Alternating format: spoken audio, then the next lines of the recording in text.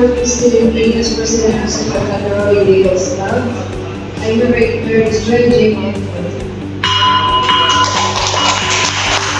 Will it be disturbed? These vocals for brothers and sisters. We love each other, being a brother, being a sister, no one can break us.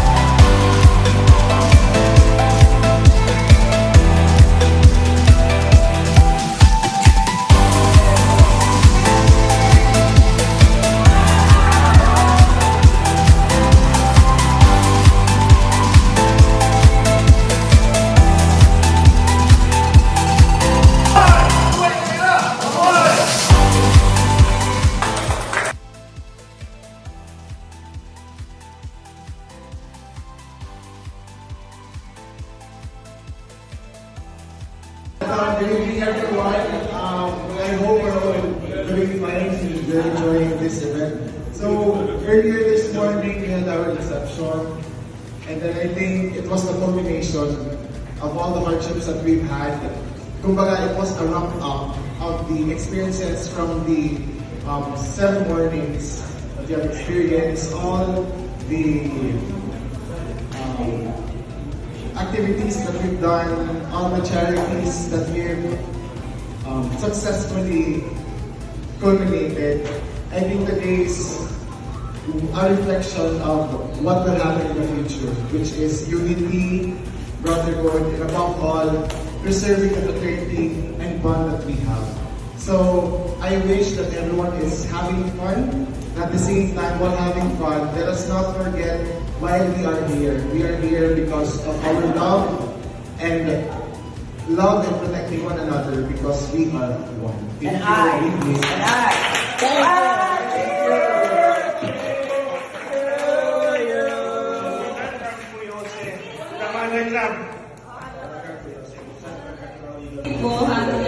I am Margaret from Salcedo. I am a freshman student, college student, and I'm 19 years old. And Bachelor of Arts in Communication.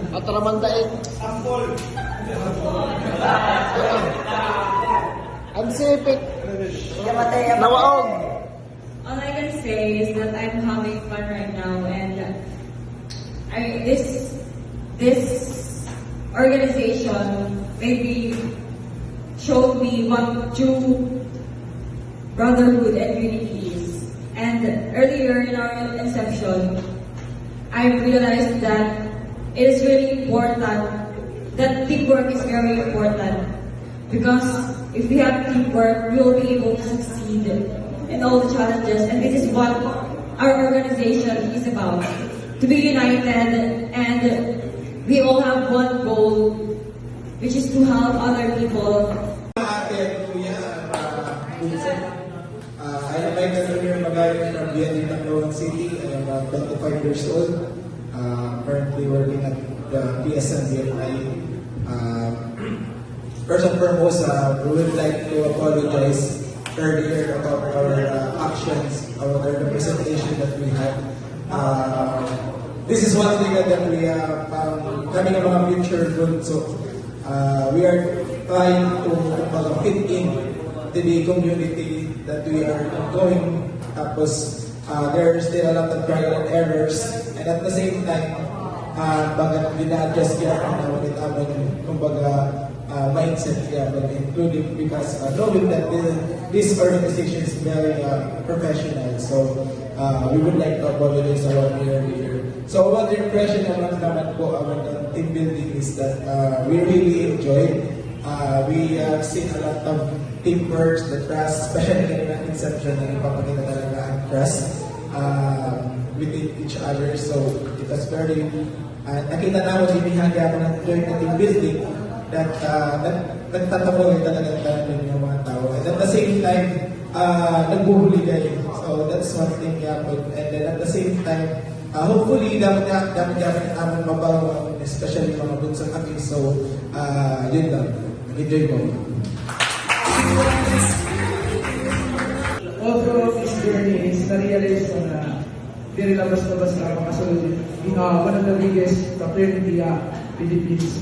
Kumbaga, it is an honor na nakasunod ako din. Tapos, all throughout this journey, dami na kabaruan ng mga lesson through leadership, tapos communication skills, tapos unity.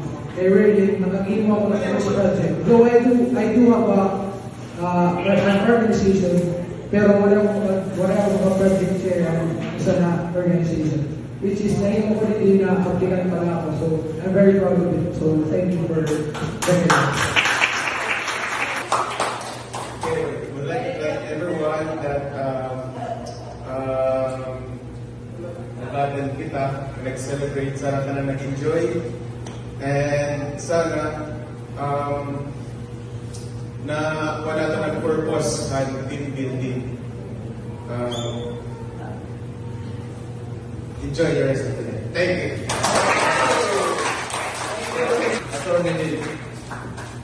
Okay, good evening. I just want to congratulate each one of us for the successful team building. So please give ourselves a round of applause.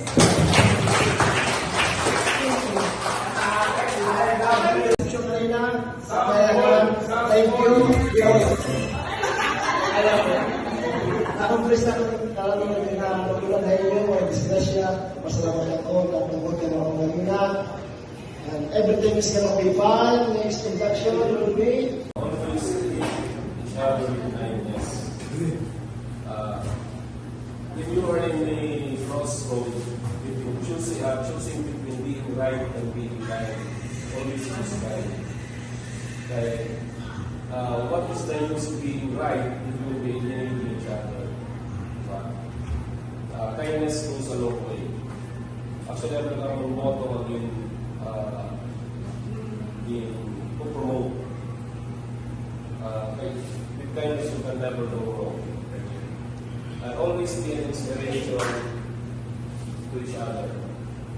We are here not to brag, not to promote ourselves. We are here to inspire, especially those less fortunate than us.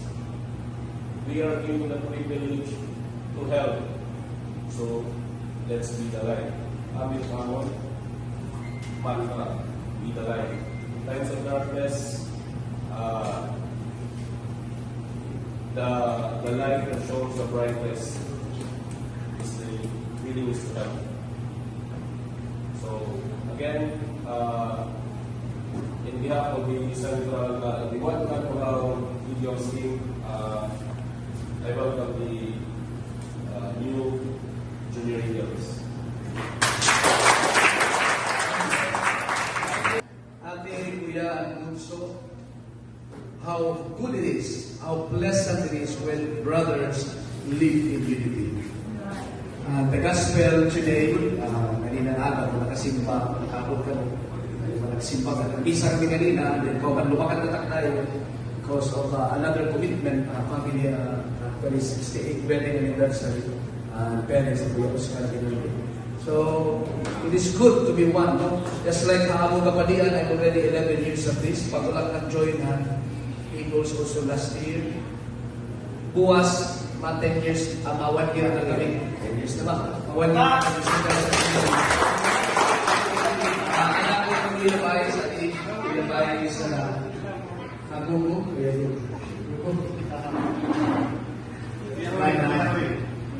Noel. Damo yung kaging pagdating ka bukos. Actually, Kuya Noel, ano ito ba? Magluwa rin pa na tayo. Balita. Anak kami ng Central Camarao, Central Santo Niño. I am actually the secretary, pero nagsirit ako na kayo lahat ako, so busy. Right now, I am the administrator of the Archbishop Residence. So much busy, so busy, no? And then, may project kita, actually kita ito nag-donate ito na 50% of the project goes to Central Camarao. Ako pakpakan ng Central Camarao. Actually, plano naman mag-bless kita ni Archbishop ito na farm, Kapirawan, function hall, air condition ito, ang kitang-kanto na kapakuya din. And the next project, I am transferred now. This coming July, I will be the mission priest in church in Libertad, Ormoc City. Dako na challenge.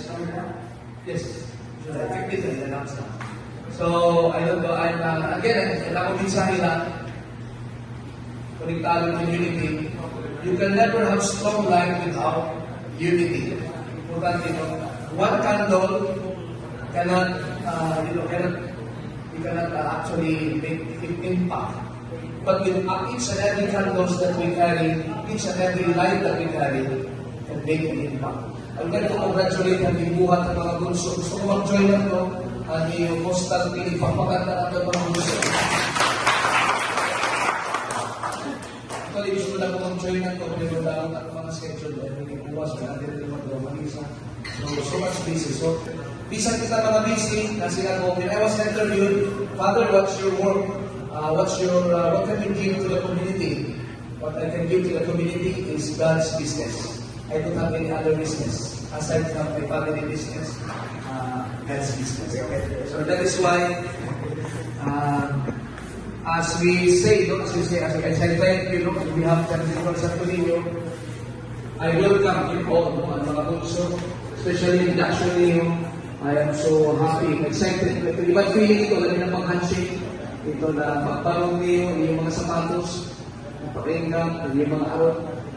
Salamat ako nag-arot ako ng mga viewers tayo ni Dennis Barbershop, Balipaden Malls.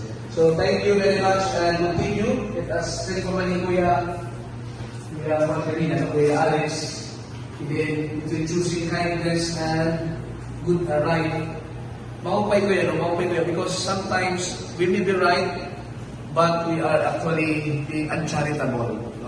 Importante doon, ano din, idiniha, kanuraw, bisan kami, ano ka pa mo work, you're a manager, you're a businessman, you're a priest, we respect one another. Importante yung respeto. Do not neglect, bisan pa daw makurang ni umanghon, we show respect to one another. That's how we feel our unity. So thank you, and God bless us all. Amen.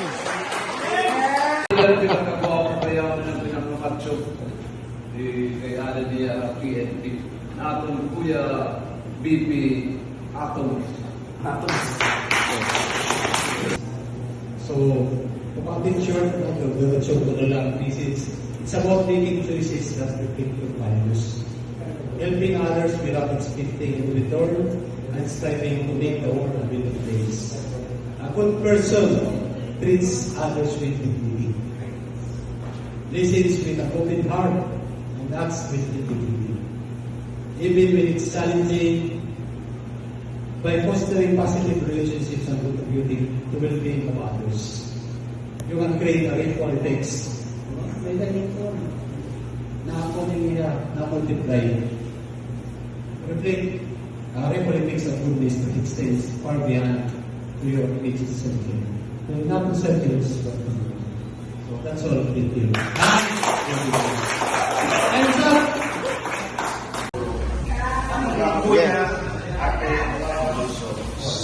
As we stand together as one Canarao in Port Royal, I want to extend my deepest gratitude to each of you for your time, effort, and unwavering dedication.